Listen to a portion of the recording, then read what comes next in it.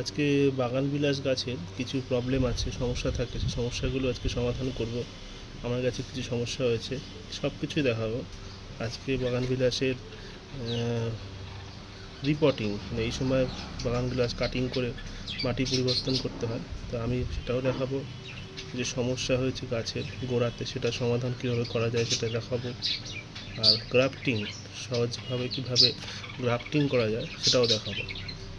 আর প্রথমে দেখি এই গাছটা, এই যে গোড়াটা, এই গোড়াটা একটু সমস্যা হয়েছে এখানটা, তা আমি এখানে একটা সমাধান বার করেছি, সেই সমাধানটা আজকে করব।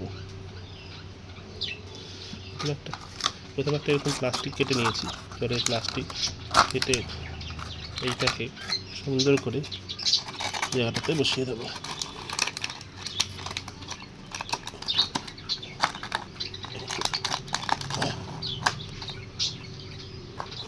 খুলে নেবো, খুলে সুবিধা হবে।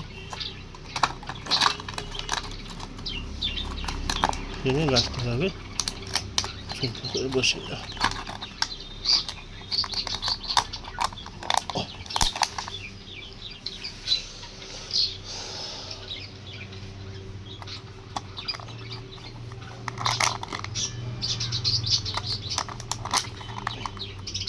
বসিয়ে দিয়ে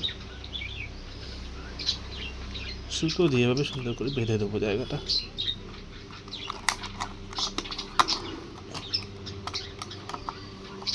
বেঁধে দিলে কি হবে, এটা ভালো থাকবে।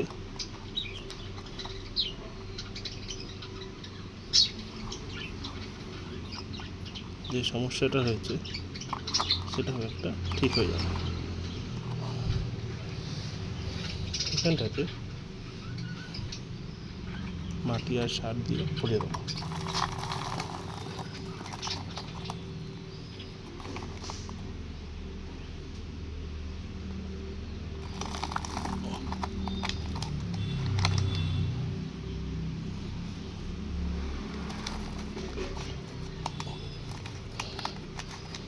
এটা আগে থেকে মিক্সড করে রেখেছিলাম, জৈব সার, নিম খোল, কিছুটা সিংহের কুচো, কিছুটা বোন ডাস্ট মিশিয়ে এই জায়গাটাকে আমি আগে মাটিটাকে তৈরি করেছিলাম, যাতে এই জায়গাটা থেকে ভালো থাকে, গোড়াটা শক্ত থাকে। এবার হচ্ছে কাটিং দিয়ে টবের সমান করে এই যে টবের লেন্থ, এই লেন্থ অনুযায়ী ডালগুলোকে কেটে দেবো।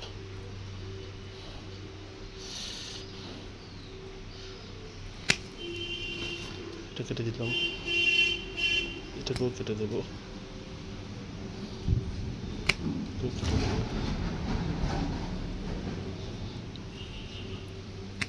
কেটে দেবো।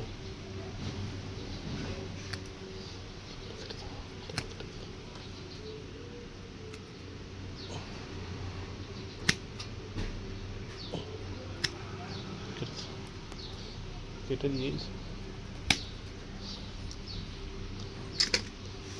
কেটে দিলে কী হবে, জায়গাটা ফাঙ্গিসাইড পাউডার মানে সাপ পাউডার, এই সাপ পাউডার দিয়ে মুখগুলো একটু পোকা করে, যে কাটিংগুলো, যেই জায়গাগুলো কাটলাম, যাতে কোনো রকম ফাঙ্গিসাইড এফেক্ট করতে না পারে, ফাঙ্গিসাইড পাউডারগুলো নিয়ে মুখগুলো আটকে দেবে।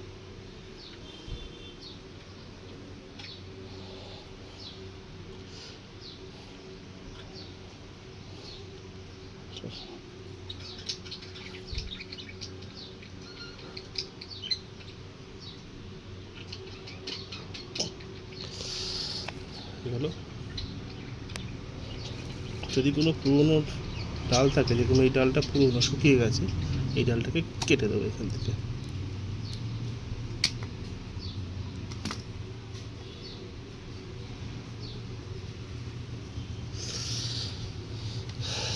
এবার হচ্ছে রিপোর্টিং মানে এই গাছটা কিছুটা মাটি পুরো তুলবো না, কিছুটা মাটি তুলে নেবো, তুলে একটাই